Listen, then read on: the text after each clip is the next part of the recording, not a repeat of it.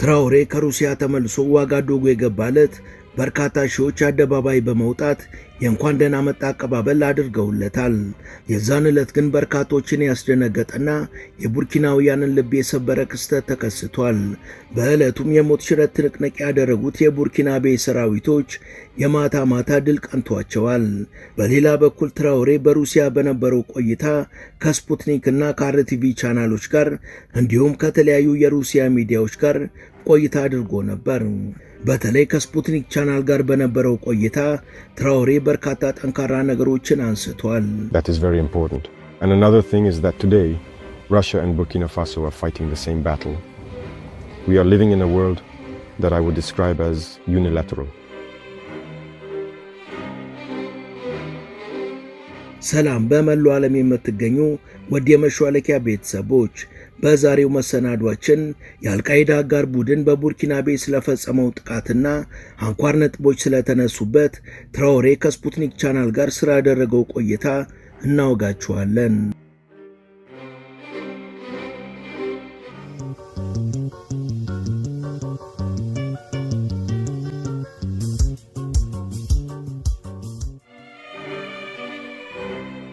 ከ12 ቀናት በፊት ትራኦሬ ወደ ሞስኮ ተጉዞ የሩሲያ የድል ክብረ በዓል ላይ ታድሞ ከዛም በቀጣይ ቀናቶች ከሀገሪቷ ሚዲያዎች ጋር ቆይታ አድርጎ ነበር። ትራኦሬ ዋጋዱጉ ሲመለስም የጀግና አቀባበል ነበር የጠበቀው። ይሁንና በወቅቱ የነበረው የህዝቡ የደስታ ስሜት በተወሰነ መልኩ መዘናጋትን ፈጥሮ ነበር። ትኩረቶች ሁሉ አደባባይ የወጡ ሰልፈኞች ላይ በሆነበት በነዛ ሰዓታት ላይ የአልቃይዳ አጋር ቡድን ከባድ የሽብር ተግባሮችን በተለያዩ የሀገሪቱ አካባቢዎች ላይ ፈጽሞ ነበር። ትራኦሬ የህዝቡንና የሰራዊቱን የሰከንድ መዘናጋት በትጋት የሚጠብቁ ጠላቶቻችን ጥቃት እንደሚያደርሱብን አትዘንጉ ብሎ የተናገረው ንግግር በእርግጥም ትክክል መሆኑን ያረጋገጠ ክስተት ነበር። በዕለቱ ይኸው የአልቃይዳ አጋር ቡድን በተለያዩ አካባቢዎች ላይ ባሉ የጦር ቀጠናዎች ላይ ጥቃት ፈጽሞ የተወሰኑ የሰራዊት አባላትና በንጹሃን ዜጎች ላይ ጉዳት አድርሷል። በሂደቱም ከሁለቱ ወገኖች በአስራዎቹ የሚቆጠሩ ታጣቂዎች ሲሞቱ በርካታ ንጹሃን ዜጎችም ተገለዋል። Burkina Faso, where a shocking development is arising from an attack on a military base that unfolded earlier this week. Reports say 200 soldiers have been killed, and an Al-Qaeda-linked affiliate has claimed responsibility. ጥቃቱን የፈጸሙት የቡድኑ አባላትም ከገደሏቸው ንጹሃን ዜጎች አስክሬን ጋር ፎቶ እየተነሱ በማህበራዊ ሚዲያ ላይ አጋርተዋል። ለወትሮ በእነዚህ 2 እና 3 ዓመታት ውስጥ ቡርኪና ፋሶ፣ ኒጀር እና ማሊ ስላሳኳቸው ነገሮች ትንፈሽ ብለው ማያውቁት እነ ቢቢሲ ታዲያ የዛን ዕለት እሰይ ስለት የሰመረ እንደሚል ሰው ክስተቱን እየተቀባበሉ አሙቀውና አጋነው ዘግበውታል። እነዚህ ሚዲያዎች የዕለቱን ጥቃት ከአልቃይዳ ጋር ግንኙነት ያለው ቡድን እንደፈጸመው የዘገቡ ሲሆን የቡርኪና ፋሶ መንግስት ግን ሰርጎ ለመግባት በመሞከር ጥቃት ያደረሱ የሽብር ቡድኖች እንደነበሩ ከማረጋገጥ ውጪ ወደ ዝርዝር መረጃዎች አልገባም። ኢብራሂም ትራኦሬም ክስተቱ ያልተጠበቀ እንደነበርና በጎረቤት ኮት ዲቯር የተሸሸጉ የሽብር ኃይሎችና በቡርኪና ፋሶ የሚንቀሳቀሱ የበጎ አድራጎት ድርጅቶች የመረጃ ልውውጥ አማካኝነት ለአጭር ጊዜ ተፈጥሮ የነበረውን የመዘናጋትና የንቃት መጓደል እንደ መልካም አጋጣሚ ተጠቅመውታል ብሏል። ትራኦሬ አክሎም አሁንም ልክ እንዳሰቡት እንዳልተሳካላቸው ሁሉ ወደፊትም ባይሳካላቸውም እነሱ ግን መሞከራቸውን አያቋርጡም ብሏል።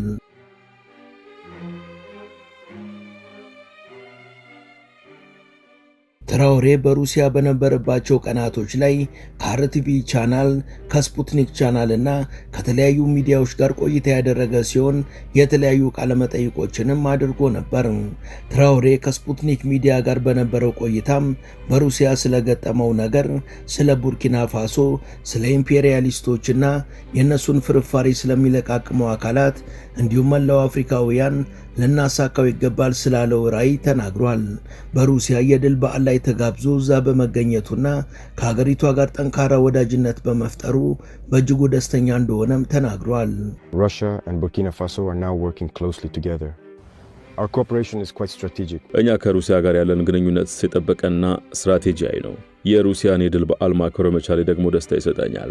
በእጅጉ ከማከብረው ቭላዲሚር ፑቲን የተደረገልኝ ግብዣ ችላ የማልለው ስለሆነ እዚህ ተገኝቻለሁ። በጦርነቱ ወቅት ናዚን ለመጣል በተደረገው ትንቅንቅ አያት ቅድመ አያቶቻችንም መስዋዕትነት ከፍለዋል። ከዚህ አንጻር የምንጋራው ታሪክ ስላለን የድል በዓሉን በጋራ ማክበራችንም ተገቢ ነው። በበዓሉ በመሳተፋችን ደግሞ በርካታ ነገሮችን መመልከትና ትምህርት መውሰድ ችለናል። በወታደራዊ ሰልፉ ላይ የነበሩ ትዕይንቶች ስለ ሩሲያ ባህልና ስለ ሕዝቡ ስልጣኔና ጥንካሬ እንዲሁም ስለ ሩሲያ ወታደራዊ አቅም የተሻለ ግንዛቤ አግኝተናል።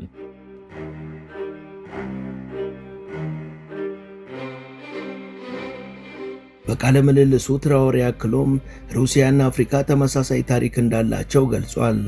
ሩሲያ አስከፊውን የናዚ ስርዓትን ለማሸነፍ በርካታ መስዋዕትነትን ከፍላለች። 27 ሚሊዮን የሚጠጉ ወደ ልጆቿንም ገብራለች።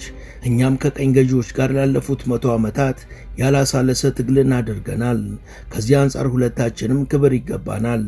እንደሚታወቀው በባርነት ዘመን የጀመረው ለጥቁር ሕዝቦች ክብር ያለመስጠት እሳቤ እስካሁን ድረስ እንደቀጠለ ነው። በዛ ዘመን ጥቁሮች እንደ ሰው አይቆጠሩም ነበር። አንዳንዶች እንደውም ከእንስሳት በታች ነበር የሚቆጥሯቸው። በዛን ጊዜ ጥቁሮች እንደ እንስሳ እየተያዙ ወደ አውሮፓ ተወስደውና በሽቦ በታጠረ ሳጥን ውስጥ ተደርገው በተለያዩ ስፍራዎች ላይ እንደ አውደ ርዕይና እንደ ባዕድ ፍጥረት ለትዕይንት ይቀርቡ ነበር። ሕፃናቶቻቸው የሚዝናኑባቸው ስፍራዎች ላይም በተመሳሳይ መልኩ እንደ ሰርከስ እንዲታዩ ይደረግ ነበር። እንዳይዋለዱም ይኮላሹ ነበር። ለምሳሌ በኮንጎ ከአንድ ቁራጭ እንጨት ይልቅ የጥቁር ቆዳ ርካሽ ነበር። ፕላስቲክ ለማድረቅም ጠፍጣፋ እንጨት ወይም ፋይዚት ከመጠቀም ይልቅ የጥቁር ቆዳ መጠቀምን ይመርጡ ነበር። ከናዚ ጋር የተደረገውን ጦርነት በተመለከተ ደግሞ ወገኖቻችንን ያለ ፈቃዳቸው ነበር ወደ ግንባር የወሰዷቸው። ከዛ መልስ ደግሞ የአገልግሎታቸውን ስለጠየቁ ብቻ ልክ በሴኔጋል እንዳደረጉት በግፍ ነበር የገደሏቸው። እንደዚህ ያደረጉት ደግሞ በሚገርም መልኩ ናዚን እየተዋጉ የነበሩ ምዕራባውያን ናቸው ብሏል ትራኦሬ።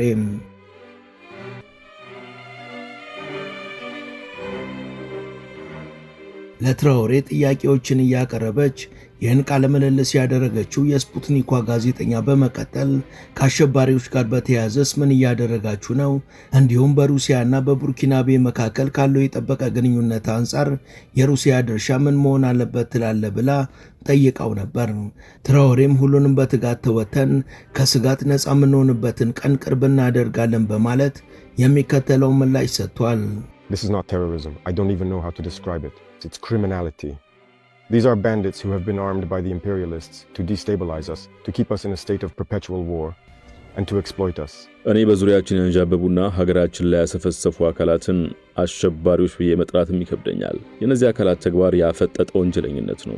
ኢምፔሪያሊስቶችና በእነሱ የሚደገፉ አካላት እኛን በማያባራ ጦርነትና ቀውስ ውስጥ እንድንሆን ማድረግ የሚፈልጉ ወንበዴዎች ናቸው። ለዚህም ነው ቡርኪና ፋሶን የአሸባሪዎች መቃብር ማድረግ እንፈልጋለን ያልኩት። በተላላኪነት ወደ ቡርኪና የሚመጡት እነዚህ ኃይሎች ራሳቸውን ለማጥፋት መወሰን አለባቸው። ምክንያቱም ኃይሎቻችን በደንብ የሰለጠኑና ዝግጁ የሆኑ ናቸው። ነገር ግን ወንበዴዎቹም አቅማቸውንና ስልታቸውን በኢምፔሪያሊስቶቹ እገዛ እየቀያየሩና እያሻሻሉ ይመጣሉ። ስለዚህ ያን በሚመጥን መልኩ መዘጋጀት ይጠበቅብናል። አሁን ግን ጊዜው የተለየ ነው። የኛም አቅም በተሻለ ሁኔታ ላይ ይገኛል። በስልጠና በትጥቅና በቴክኖሎጂ እየተገነባንም ሆነናል።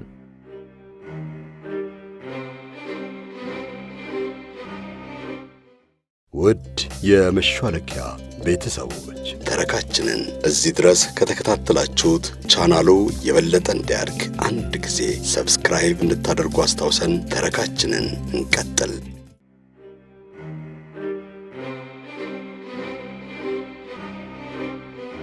ከሽብርተኝነት ጋር ተያይዞ በእርጋታ ምላሹን የሰጠው ትራኦሬ ከሩሲያ ደግሞ የባለሙያዎች እገዛን እንጠይቃለን በማለት ከሩሲያ ስለሚጠብቀው አስተዋጽኦ እንደሚከተለው ተናግሯል። And from Russia, all we are really asking for is mainly intellectual support. Help with intellectual training for our military industry, which we need to develop. ሩሲያ እጅግ የተለየችና ብቸኛዋ የኛን እውነት የተረዳች ሀገር ናት። ሩሲያ ሰራዊታችንን በትጥቅና በቴክኖሎጂ ለማጠናከር ፍቃደኛ የሆነች ሀገር ናት። እርግጥ ነው ቻይናን በተወሰነ ደረጃ አግዛናለች። ሩሲያ ልዩ የሚያደርጋት ባለሙያዎቿን በመላክ ስለ መሳሪያዎቹና ስለ ቴክኖሎጂውም ስልጠና ሰጥታናለች። ይሁንና እነኚህን መሳሪያዎችና ቴክኖሎጂዎችን በሀገራችን ለማምረት የሚያስችል ኢንዱስትሪዎችን መገንባት ነው የምንፈልገው። ለዚህ ደግሞ የሩሲያ እገዛና የጋራ ትብብር ያስፈልገናል። የመከላከያ አቅምና ቴክኖሎጂን በተመለከተ ሩሲያ ከዓለም በመሪነት ደረጃ የምትገኝ ሀገር ናት። ይህን በቡርኪና ማየት እፈልጋለሁ።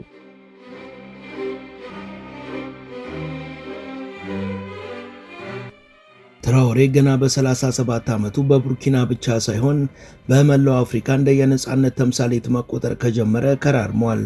የዚህ ትውልድ ቶማስ ሳንካራ እስከመባልም ደርሷል። በዚህ ዙሪያ ከጋዜጠኛዋ ስለቀረበለት ጥያቄ ምላሹን የሰጠው ትራኦሬም ጉዳዩ የዕድሜ ጉዳይ እንዳልሆነና ይልቁንም ትክክለኛውን አቅጣጫ የመምረጥና ጉዞውንም ለመጨረስ ቁርጠኛ መሆን ነው ሚስጥሩ ብሏል። ምን መሰለሽ፣ ትልቅ ዓላማን ካነገብሽ እና ዓላማሽን ለማሳካት ዘውትር ቁርጠኛ መሆን አለብሽ። እኔም ዓላማዬ ብዬ ያስኩትን ለማሳካት ቀደም ሲል 2 ሰዓት ምተኛ ከሆነ ወደ 1 ሰዓት መቀነስ ነበረብኝ። እናም በዚህ አካሄድ ውጤቶችን አስመዝግበናል። በእርግጥ ጫና አለው። ጫናው ግን ደስ የሚል ነው። ምክንያቱም ባስመዘገብናት በዚህ ትንሽ ውጤት የበርካታ አፍሪካውያንን አይን ገልጠናል። በርካታ ሚሊዮኖች ልብ ውስጥም ተስፋ እንዲፈነጥቅ አድርገናል። ይህ ማለት ደግሞ ከዚህ በኋላ ወደ ኋላ አልን ማለት የበርካቶችን ተስፋ ማጨለም ነው የሚሆነው። ስለዚህ የጀመርነውን እርምጃ በትጋት መቀጠልና ከበፊቱ የበለጠ ስራዎችን ሰርተን በተግባር ማሳየት አለብን። ያመጣናቸው ውጤቶች የአመራሮችን ተነሳሽነት ይጠይቁ ነበር። አመራሮቹም ወጣቱ የጣለባቸውን እምነት መወጣት ካልቻሉ እንደ ክህደት የሚቆጠር በመሆኑ ሁሉም የተሰጣቸውን እምነት ጠብቀው ቃላቸውንም አክብረው እንዲሁም በትጋት ሰርተው ተጨባጭ ስኬትን ልንቀዳ ችለናል ብሏል ትራኦሬ።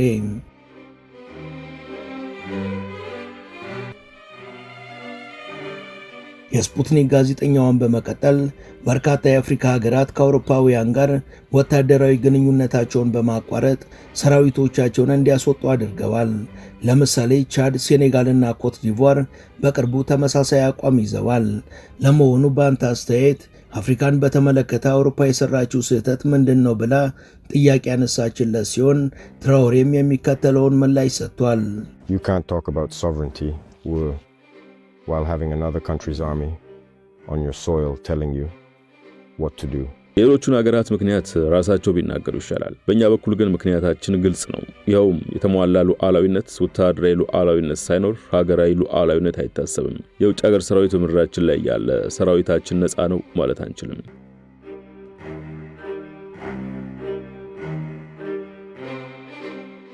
ትራኦሬ የምዕራባውያንን እኩይ ሴራ ከሩሲያና ከዩክሬን ጦርነት መራዘም ጋር አያይዞም እንደሚከተለው አብራርቷል። They were told to hand over their minerals. In reality, Ukraine no longer belongs to the Ukrainians.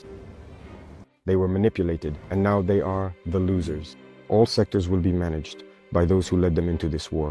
የሩሲያና ዩክሬን ጦርነት የጀመረው ገና በ2014 ቢሆንም በ2022 ወደ ለየለት ደም መፋሰስ ከመገባቱ በፊት በኤርዶዋን አማካይነት በተደረገ ድርድር ሊስማሙ ጫፍ ደርሰው የነበረ ቢሆንና አውሮፓውያን የዘለንስኪን ሐሳብ አስቀይረው ስምምነቱ እንዲቀለበስ ማድረግ ዩክሬንን ለእልቂትና ለውድመት ዳረጓት። በተከመረባት የአውሮፓ ብድር ምክንያት ዩክሬን አሁን አለኝ የምትለው ሀብትም የላትም። ጦርነቱን ትሸንፋለች። ዩክሬኖችና ምዕራባውያኑ በወቅቱ በሳህል አሸባሪዎችን የሚደግፉ ነበር። የሰላም ፍላጎት የላቸውም። ስለዚህ ከነዚህ ሰዎች ለመራቅ መወሰናችን ትክክል ነው። በእኛ በኩል የፈለጉትን ያህል አሸባሪ ቢደግፉም አሸንፈን እንወጣለን። ዩክሬን ግን ከስተቷ ተምራ ወደ ቀልቧ ብትመለስ ይሻላታል። ይህ ሁሉ ግርግር እነሱን አድራክሞ ሚነራላቸውን ለመቆጣጠር የሚደረግ መሆኑ ካልተገለጸላቸው አሁንም አልረፈደም እላለሁ።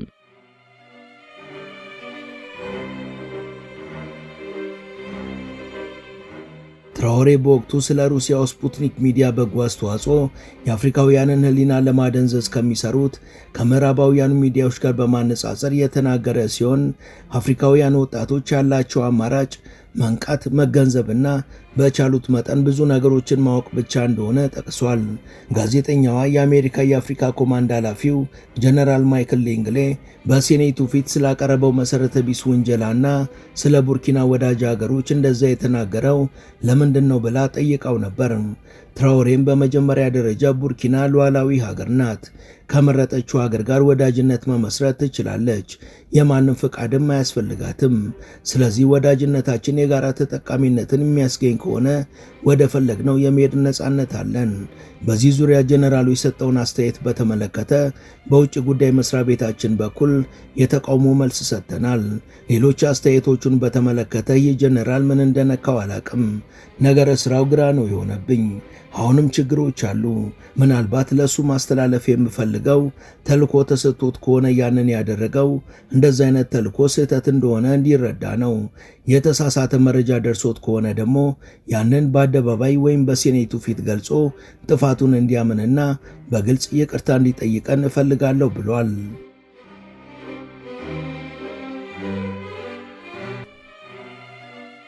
ትራኦሬ አክሎም ጀነራሉ ያነሳቸው ሌሎች 3 ነጥቦች አሉ። 3ቱም ግን ውሸቶች መሆናቸው ጉዳዩን ያከብደዋል። ስለዚህ እነዚህን ውንጀላዎች በአደባባይ የማስተባበልና ይቅርታ የመጠየቅ ኃላፊነት የጀነራሉ ነው ብሏል። የስፑትኒኳ ጋዜጠኛ በቃለ ምልልሳቸው መጨረሻ ላይ ጀነራሉ የሀገሩን ሀብት ለራሱ ይጠቀማል ብሎ ስላንተ የተናገረውስ አግባብ ነው ወይ ብላ ስትጠይቀው የሚከተለው ምላሽ ሰጥቷል። Not because he's a general or because he's American or anything like that, but because he's black. መጀመሪያ ደረጃ የቡርኪና ፋሶን የወርቅ ጥርቅም አገሪቱ አመራር የራሱን ደህንነት ለመጠበቅ ነው የሚጠቀምበት። ቡርኪና ፋሶኛ ከመምጣታችን በፊት የወርቅ ጥርቅም የላትም። 1 ግራም የወርቅ ጥርቅም አልነበረም። እኛ ከመጣን በኋላ ነው ወርቅ ማስቀመጥ የጀመርነው። ስለዚህ ጄኔራል ዋሽቷል። ለደህንነታቸው የሚጠቀሙት ምን ማለት ነው? ወርቁ የቡርኪና ፋሶ ወርቅ ነው። እሱን አይመለከተውም። ህዝቡ እንድንመራው እስከፈቀደ ድረስ ዓላማችን ለማሳካት ራሳችን መጠበቅ ግድ ይለናል። ትልቅ ሰው ሲዋሽ ያስጠላል። ደግሞ በሱ ደረጃ ያለ ጄኔራል ሲዋሽ ያሳፍራል። እኔን ከሁሉም በላይ ያሳዘነኝ ልቤን የሰበረው ጄኔራል መሆኑ ወይም አሜሪካዊ መሆኑ አይደለም፣ ጥቁር መሆኑ ነው። ሁልጊዜ እንደዚህ ነው የሚያደርጉት። ጥቁርን ለማጥቃት ጥቁር ነው የሚጠቀሙት።